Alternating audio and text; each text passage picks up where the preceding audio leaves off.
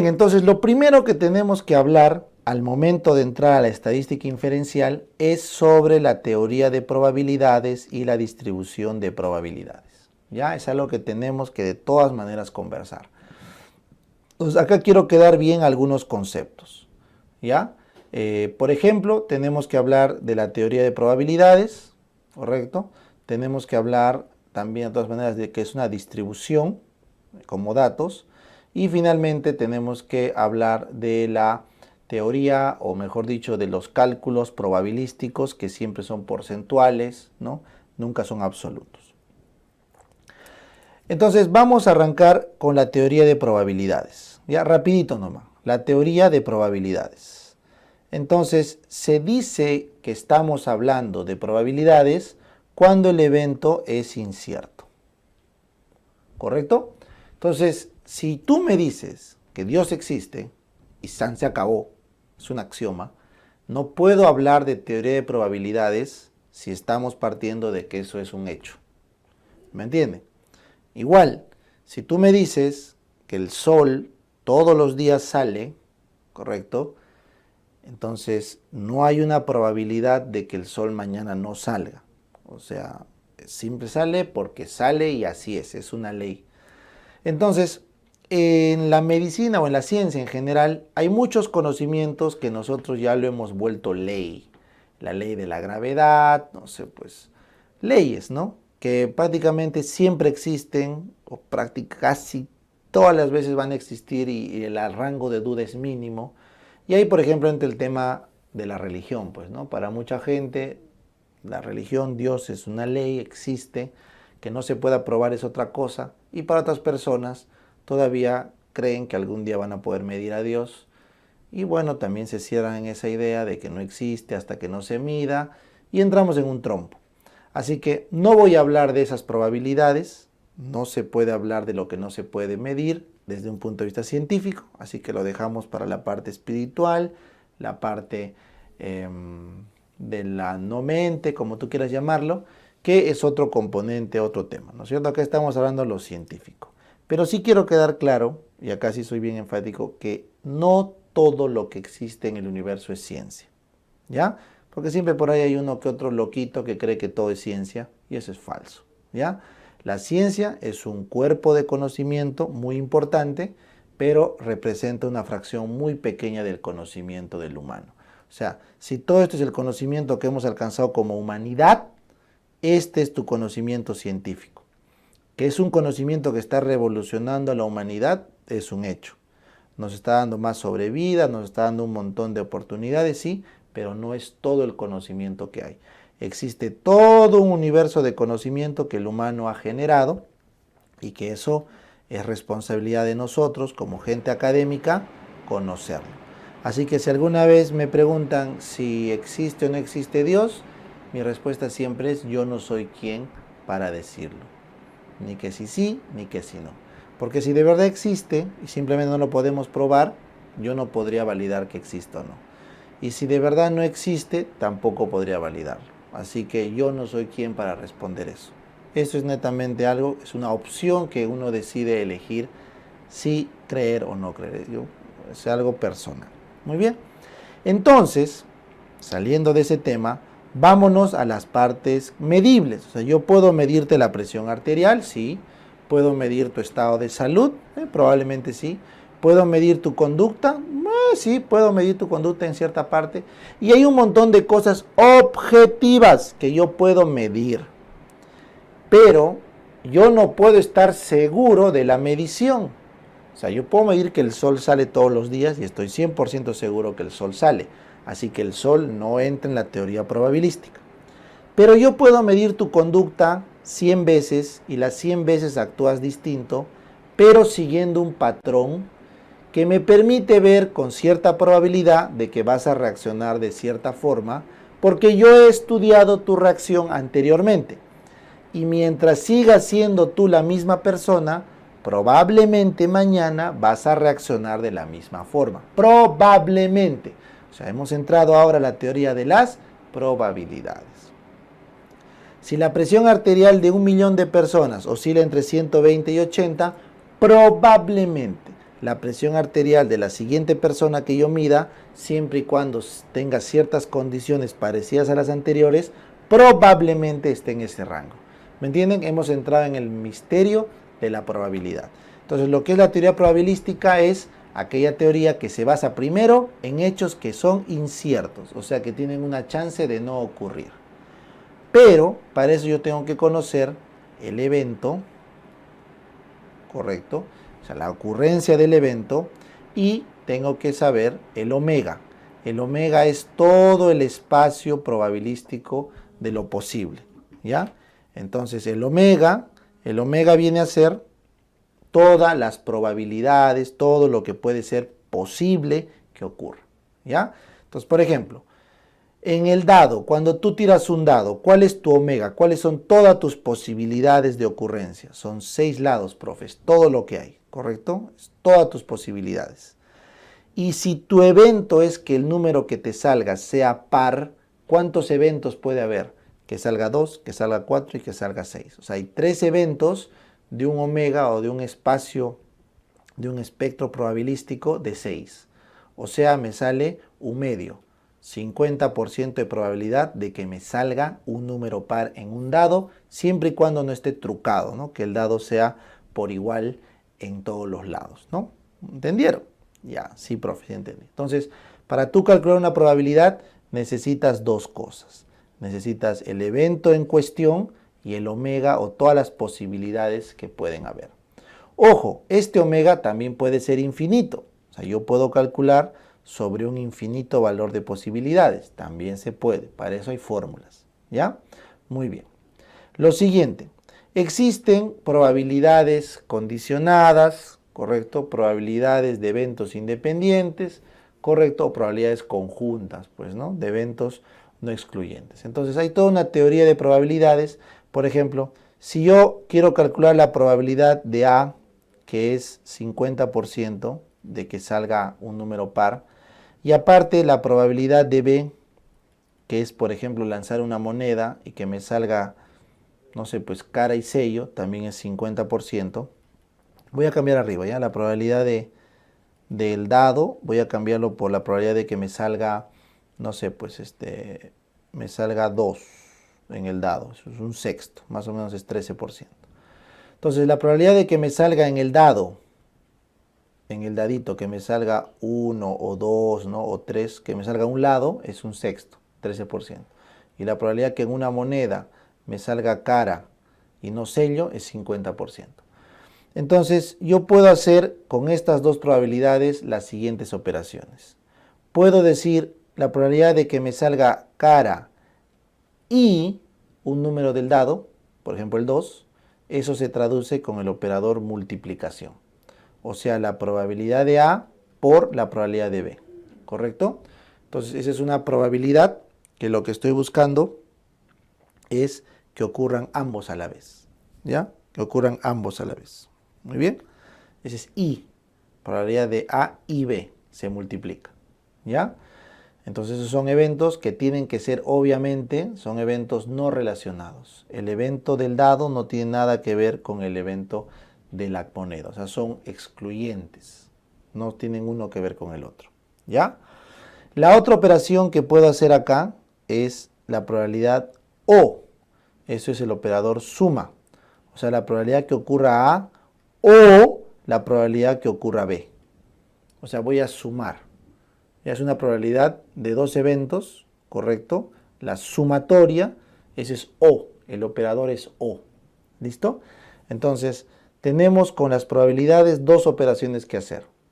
Podemos hacer una multiplicación de dos eventos mutuamente excluyentes o podemos hacer la suma de dos eventos también mutuamente excluyentes. ¿Correcto? Muy bien. Sin embargo, existe un tercero.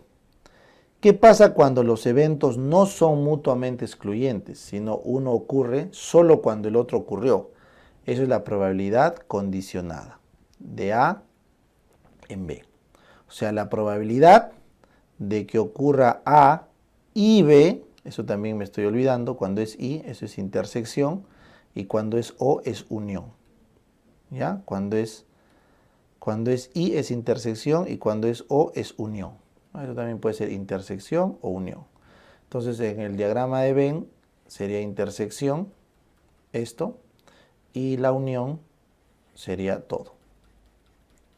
¿No es cierto? Entonces intersección, esto es unión. ¿Ya? Muy bien. Entonces, cuando yo quiero calcular la probabilidad condicionada es cuál es la probabilidad de que ocurra A y B, dado que primero ocurrió B. O sea, primero ocurrió B y luego recién ahí la probabilidad de que ocurre A y B. Eso es la probabilidad condicionada. Entonces, esto que están viendo acá es una aproximación muy básica, muy rápida de teoría de probabilidades que, como les digo, hace muchísimos años no viene en el examen.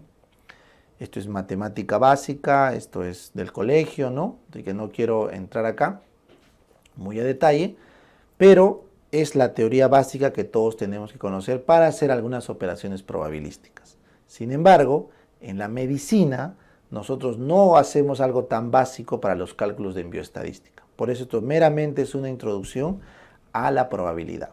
Lo que sí quería que quede claro es que cuando estamos en teoría de probabilística, o en la teoría probabilística, no estamos hablando de eventos certeros, así que siempre hay un grado de error. Siempre estamos sujetos a un pequeño grado de error, ¿ya? Que puede ser un error por matemática o un error por diseño. En este caso estamos hablando de un error por la matemática, porque es una teoría probabilística. Muy bien, entonces vamos a hablar de las distribuciones de probabilidades. A ver, ¿cómo es eso, profe? Entonces, cuando yo tiro un dado, correcto, la probabilidad de que me salga 1 es 13, la probabilidad de que me salga 2 es 13, la probabilidad de que me salga 3 es 13 y así. Pero la probabilidad de que me salga número par es 50%, que me salga número impar 50%. Y así puedo seguir sumando todas las probabilidades de ocurrencia para mi condición del dado. ¿Qué pasa si yo tiro 2 veces el dado? ¿Cuál es la probabilidad que las 2 veces me salga 1? Será pues 13 por 13, ¿no es cierto? Y así puedo seguir. Entonces, aprendan esto. La distribución de probabilidades es el gráfico que contiene todos los resultados posibles de algún evento probabilístico o de algún ensayo probabilístico. Entonces, si yo pongo estos porcentajes en un gráfico, entonces la distribución de probabilidades es aquel gráfico, es aquella tabla, es aquella función que representa todos los valores de un evento probabilístico que estoy calculando. Entonces, si mi evento probabilístico es tirar el dado 200 veces, ¿cuál es la probabilidad de que me salga 200 veces 1, 200 veces 2? ¿Cuál es la probabilidad de que me salga par, par, par, impar, hasta 200? Y así puedo seguir mi ejercicio. Entonces, la matemática permite calcular todas esas probabilidades con diversas funciones. Funciones que terminan dando distribuciones de probabilidades. Esto fue pregunta examen, así que estén atentos. La distribución de probabilidades es una gráfica, es una tabla, es una función matemática que contiene todas las probabilidades de un ensayo probabilístico. ¿Correcto? De un ensayo. Muy bien. Entonces, ese ensayo probabilístico, ¿de qué va a depender? Pues de la variable que se está ensayando. ¿Ya? Entonces, miren acá, voy a borrar este concepto, espero que haya quedado claro. Entonces, la siguiente idea que vamos a quedar fijo para esta explicación es que tengan claro lo que es una distribución. Una distribución de probabilidades, ¿no es cierto? Es el gráfico, es la tabla o es la función matemática que representa todas las probabilidades de un evento. ¿Ya? Y ese evento puede ser de variables discretas o de variables continuas. Entonces, las distribuciones para variables discretas, cuando son dos eventos mutuamente excluyentes, por ejemplo, vivo, muerto, ¿correcto? Son dos eventos excluyentes. Entonces, aplicamos el ensayo de Bernoulli. Bernoulli fue un matemático que dijo: las probabilidades de dos eventos mutuamente excluyentes, muerto, vivo, cara, sello, etc., se van a calcular con esta ecuación.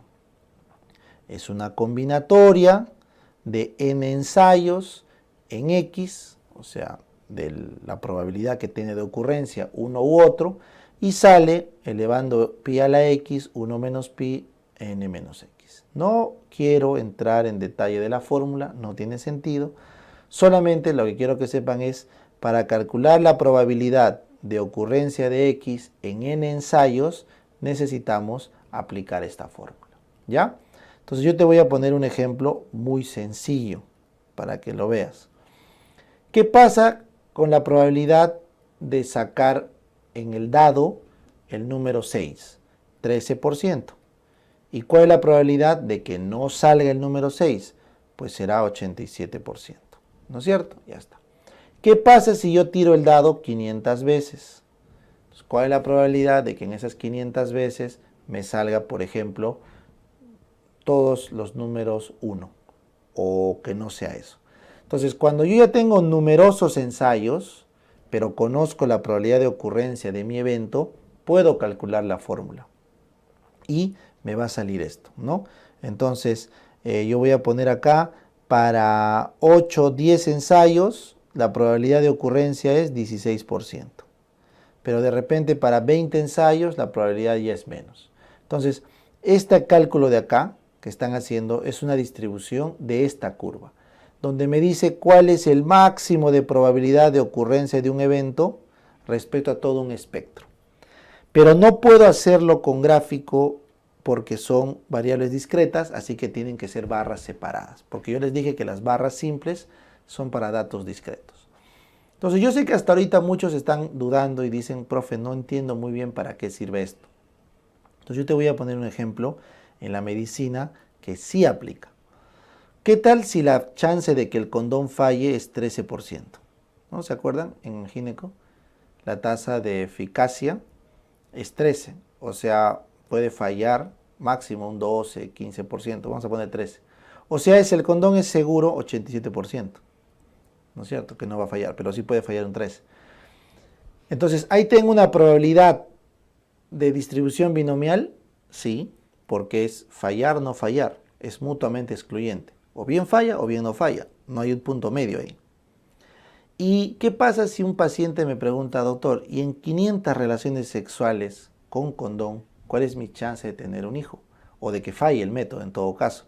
Entonces, ahí me está preguntando: doctor, hago una distribución de probabilidades binomiales con la condicionante de que el condón falla un 13%, ¿no? Protege un 87%, y dígame cuál es mi probabilidad al intento 500, ¿no es cierto?, en general. Entonces, al intento 500, su probabilidad de lo que era 13% en un solo intento, pues bajará un poquito, ¿ya? No va a llegar a 0, porque igual protege, porque cada evento es mutuamente excluyente. Cada acto sexual, el condón vuelve a tener la misma eficacia. Pero cuando hacemos la curva de datos, sí se modifica matemáticamente por esta ecuación, y al final puede decir: bueno, después de 500 relaciones, sí, tu probabilidad de falla ha subido a 40% en el análisis, ¿no? Por ejemplo. Entonces, por eso, nosotros sabemos que cuando hay relaciones muy frecuentes, correcto, el condón puede no ser la medida adecuada, porque sí, al final termina habiendo un error aceptable o más grande. Esto es algo que me estoy inventando ahorita para la explicación. Solamente lo que quiero decirles es que para eso sirve la distribución binomial. Entonces vamos a poner otro ejemplo. Vamos a hacer: doctor, yo quiero hacer un estudio para demostrar que el tratamiento mejora o no el infarto. Entonces, con tratamiento se infartan el 20% de pacientes. Sin tratamiento se infartan el 80%. Mi outcome, mi salida es infarto sí, infarto no. Entonces, ¿cómo yo voy a hacer un cálculo probabilístico si mi muestra es de 1000 pacientes? Entonces, en 1000 pacientes, basados en esa probabilidad, ¿cuánto sería la probabilidad de que tantos se infarten y tantos no? Entonces, nuevamente estamos frente a una pregunta que requiere una distribución binomial.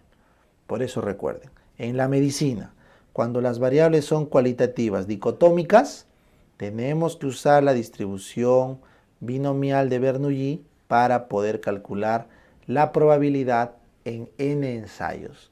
Esos n ensayos viene a ser nuestra muestra de trabajo. ¿Ya? Bien. Pero, profe, ¿qué pasa si la variable en cuestión es una cualitativa, pero de más de 2 valores? O sea, 3 o más. O sea, tengo varias categorías, o sea, es politómica.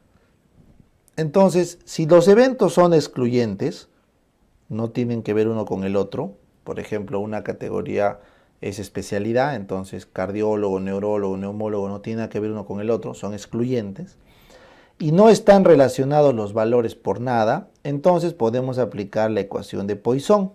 Que bueno, como ves acá es una ecuación más complicada todavía, implica el cálculo de una media de los valores, ¿ya? Aparece el número neperiano por ahí, aparece acá otro signo, ya no es de combinatoria, sino de multiplicaciones sucesivas. Ese asterisco, esa exclamación significa que hay que multiplicar todas las opciones hasta el número x. Y bueno, la cosa es que sale una curva así. Entonces, para una media de 1, te bota la distribución roja, para una media de 5, la verde, y para una media de 10, la azul. Entonces, las distribuciones de Poisson te mandan varias opciones de curva en función de la media, de esta de acá, que se coloca en la ecuación, y te permite más o menos por ahí calcular tus probabilidades. Créanme que estos son temas súper complejos, que ni siquiera estamos obligados en medicina a saber, así es un investigador. Esto lo hace el matemático, el estadístico, pero lo mínimo, escucha, lo mínimo que podemos saber es qué tipo de distribución se está usando para nuestro análisis estadístico y por qué. Doc, si su análisis es vivo o muerto, usaremos un binomial de Bernoulli. Si su análisis es leve, moderado, severo, como son 3 categorías, usaremos un Poisson. Por lo menos eso hay que saber y eso es lo que nos han preguntado en el residentado. Sin embargo, la gran mayoría de las variables que estudiamos en medicina, les dije que eran variables cuantitativas continuas, o sea, números infinitos. Entonces, para estas variables existen otro montonal de curvas, un montón. Pero la curva que más nos han preguntado, y esta es la pregunta de examen más repetida en bioestadística, es la curva normal de Gauss. ¿Ya? Entonces, ¿qué es la famosa curva normal de Gauss? La curva normal de Gauss es una función matemática, porque las distribuciones continuas van con funciones. Entonces, la función de la densidad de probabilidad de Gauss de una variable aleatoria continua recuerden, se dice que es normal o gaussiana, la palabra normal, siempre y cuando cumpla esta ecuación. O sea, en cristiano, profe. En cristiano, por favor. Las distribuciones de probabilidades continuas pueden tener varias funciones de densidad de probabilidad. Varias. ¿Correcto? La condición es que sean continuas. Variables continuas. Muy bien. Entonces, de todas las curvas que existen en la naturaleza o en los cálculos matemáticos, Gauss descubrió, no inventó, descubrió que si se cumple esta ecuación, si se cumple esa función matemática, entonces la curva será de una forma tal que le llamaremos curva normal o gaussiana. ¿Y por qué le pone ese nombre normal o gaussiana? Porque esta ecuación la descubrió cuando hacía observaciones de la naturaleza. ¿Ya? Acá es un ejemplo de una telaraña, solamente es para que pueda yo mostrarles es un impacto, es una imagen de impacto. En verdad no es algo que sea necesariamente así, pero la naturaleza, los animales, los insectos, las plantas, el universo, cuando recolectamos data del universo, la naturaleza, y vamos viendo la probabilidad de ocurrencia, nos vamos dando cuenta que muchas cosas siguen esta función de Gauss, la función gaussiana de función normal. Y por ende los bioestadísticos han llegado a la conclusión de que quizás existe un patrón en la naturaleza de las cosas que son probabilísticas. O sea, a pesar de que es al azar, hay cierto orden en ese azar. Entonces lo han llamado la distribución normal.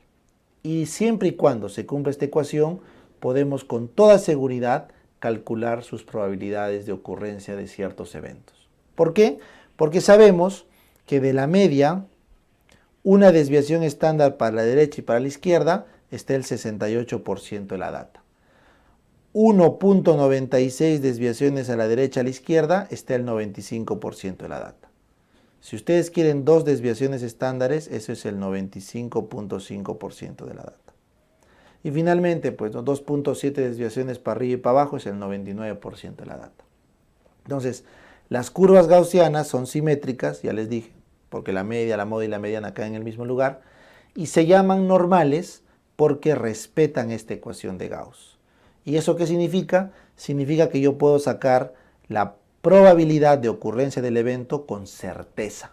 Yo puedo saber que en 1.96 desviaciones está el 95% del área, estoy seguro de eso. En una desviación el 68.2. ¿Y eso qué quiere decir? Que cualquier valor que esté por fuera de estas dos desviaciones estándares, o sea, estas colas, yo estoy seguro que representan menos del 5%.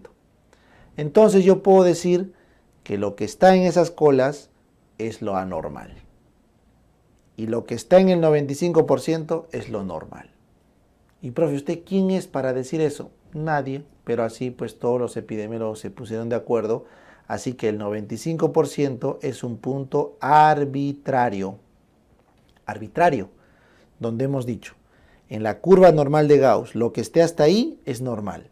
Lo que esté después de ahí es anormal. Es algo arbitrario en lo que respecta a la estadística. ¿Ya? Para no entrar en trompo. Eso no quiere decir que el que está fuera de eso sea anormal. No, pero al menos hemos quedado que eso es lo normal. Entonces, ¿dónde es que notamos que esta parte se vuelve más oscura? Por ejemplo, cuando hacemos diagnósticos, ¿no? Cuando hacemos una prueba diagnóstica y decimos que hasta 26 es normal tu glucosa, de ahí para adelante ya eres diabético.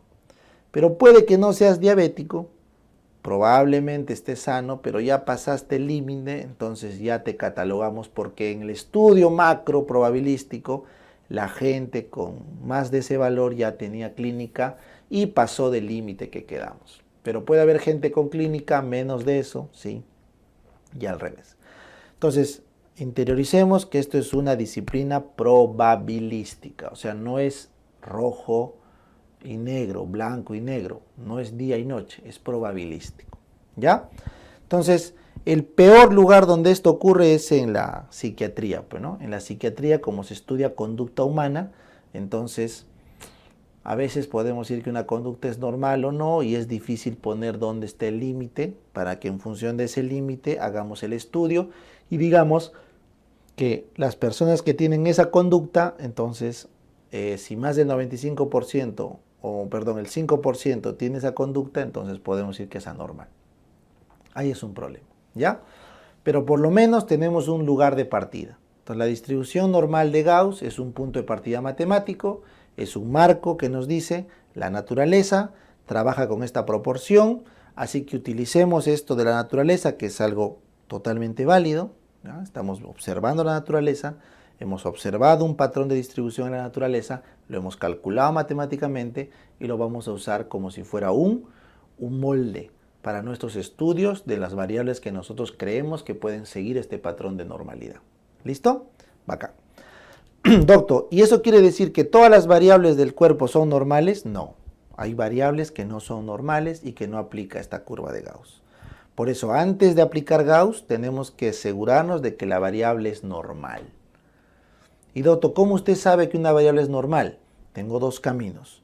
Lo puedo hacer calculando la normalidad con la prueba de Kolmogorov-Smirnov, o el otro camino que tengo es, puedo calcular la normalidad o suponer la normalidad porque viene de un evento biológico. Son dos opciones. O supongo porque viene de un evento biológico, o le calculo con las pruebas de normalidad de kurtosis, como la de Kolmogorov-Smirnov, para ver si va o no va la data. ¿Ya? Bueno. Finalmente, cuando ustedes quieren esta ecuación operacionalizarla, entonces la vamos a estandarizar. Se llama estándar, la normal, cuando a la media, a este valor, a este mu, le han puesto valor 0 y a la desviación, a este valor de acá, le han puesto valor 1. Entonces cuando la media es 0, 0, acá es 0, este punto del medio es 0, y la desviación es 1, entonces se ha estandarizado. Y eso me permite hacer cálculos. Cálculos, nada más. Para eso es el estándar.